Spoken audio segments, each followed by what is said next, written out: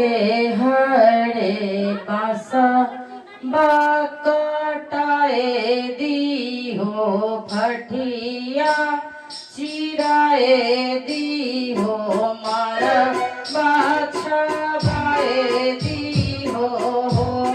बाबा हरे हरे बासा बाकटाए दी हो फटिया चिराए दी हो मारा बाछा बाए दी हो बाबा मारा बाबे फुलवा सजाए दी हो झालरा लगाए दी हो बाबा फुलवा बाबा मारा बाबे फुलवा सजाए दी हो झालरा लगाए दी हो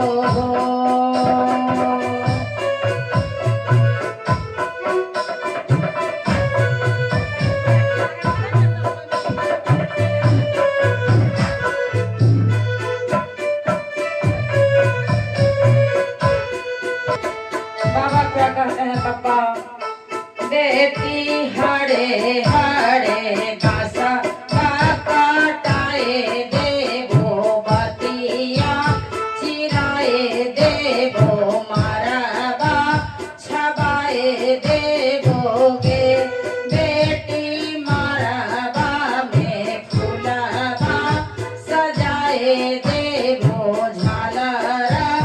लगाए देवो बेदिया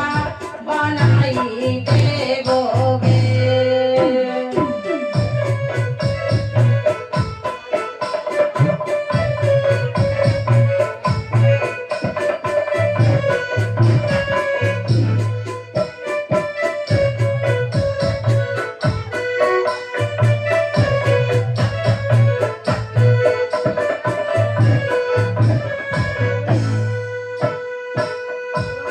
बाबा हरे हरे बासा काटाए दी हो बतिया